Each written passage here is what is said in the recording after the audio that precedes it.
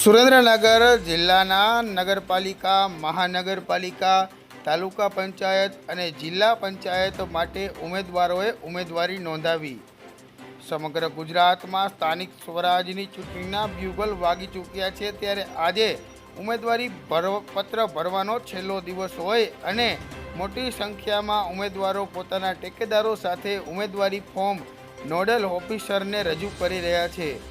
ત્યારે સુરેન્દ્રનગર જિલ્લાના 4 નગરપાલિકા, 1 મહાનગરપાલિકા, 1 જિલ્લા પંચાયત અને 10 જેટલી તાલુકા પંચાયતોની બેઠકો માટે ઉમેદવારોએ ઉમેદવારી પત્ર રજૂ કર્યા હતા, જેમાં જિલ્લામાં મોટાભાગના વિસ્તારમાં ત્રિપાખીઓ જંગ જામે તેવા એંધાણ વર્તાઈ રહ્યા છે. જિલ્લામાં ભાજપ, કોંગ્રેસ અને આમ આદમી પાર્ટીના ઉમેદવારો મેદાનમાં ઉતાર્યા છે. ભારતીય જનતા પાર્ટી દ્વારા સતત વિકાસની રાજનીતિ સાથે ઉમેદવારોએ ઉમેદવાર પત્ર રજૂ કરી, સાથે જ કોંગ્રેસ અને આમ આદમી પાર્ટીના ઉમેદવારો પણ પોતાના ટેકેદારો સાથે મોટી સંખ્યામાં હાજર રહી અને ઉમેદવારી પત્ર ફોર્મ ભરી અને રજૂ કર્યા હતા. ઉમેદવારી પત્ર ભરવાના છેલ્લા દિવસે ઉમેદવારોની પડાપડી જોવા મળી હતી. ધાંગધ્રા નગરપાલિકાની વોર્ડ નંબર 1ની ચૂંટણીમાં હું ઉમેદવાર તરીકે ચૂંટણી લડું છું.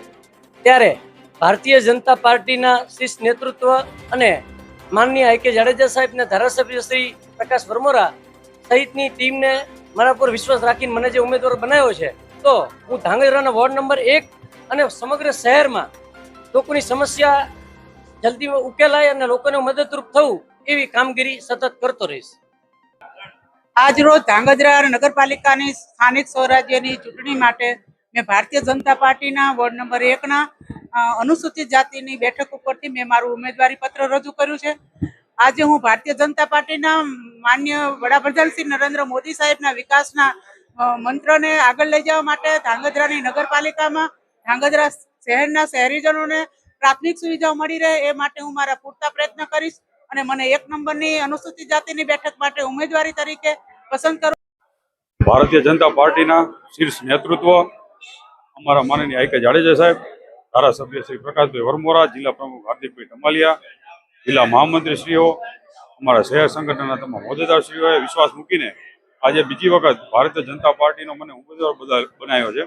ગત ટર્મમાં હું નગરપાલિકા પ્રમુખ હતો, તે સમયે ધ્રાંગધ્રાના ખૂબ વિકાસના કામો કર્યા છે, જેમ કે જોગાસર તળાવનું રીડેવલપમેન્ટ, ફાઉન્ડેશન બાબતે તમે જુઓ તો અત્યારે સિંદૂર સર્કલ વિકસિત થઈ રહ્યું છે.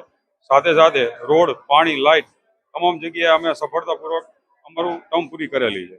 અને ભારતીય જનતા પાર્ટીએ અમારા પર વિશ્વાસ મૂકીને જે અમને બીજી વખત ટિકિટ આપી છે, તો અમે વિશ્વાસમાં ખરા ઉતરી અને આવનારા સમયમાં ધ્રાંગધ્રાના વિકાસના કામને વેગવંતી આપી અને જનહિતના કાર્યો માટે અમારી સમગ્ર ટીમ જોડાયેલી રહી છે.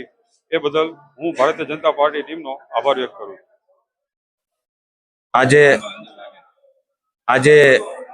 મારી ધાંગધ્રા હળવદ વિધાનસભામાં ધાંગધ્રા નગરપાલિકાના 36 ઉમેદવારો, ધાંગધ્રા જિલ્લા પંચાયતના 4 ઉમેદવાર અને ધાંગધ્રા તાલુકા પંચાયતના 20 ઉમેદવાર, હળવદ જિલ્લા પંચાયતના 5 ઉમેદવાર અને તાલુકા પંચાયતના 20 ઉમેદવારોએ સામાજિક આગેવાનો, રાજકીય આગેવાનો અને સમાજ શ્રેષ્ઠીઓના હજારો કાર્યકર્તાની ઉપસ્થિતિમાં સૌએ આજે નામાંકન દાખલ કર્યું છે.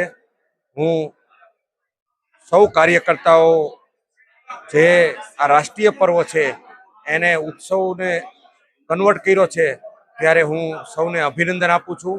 આજે સૌ કાર્યકર્તાએ વિશ્વની સૌથી મોટી પાર્ટી ભારતીય જનતા પાર્ટીનું નેતૃત્વ કરતા નરેન્દ્રભાઈ મોદી સાહેબની જે વિકાસની જે કામો છે એને વધારવાનું કાર્યકર્તાઓમાં, પ્રજામાં ઉત્સાહ દેખાતો હતો.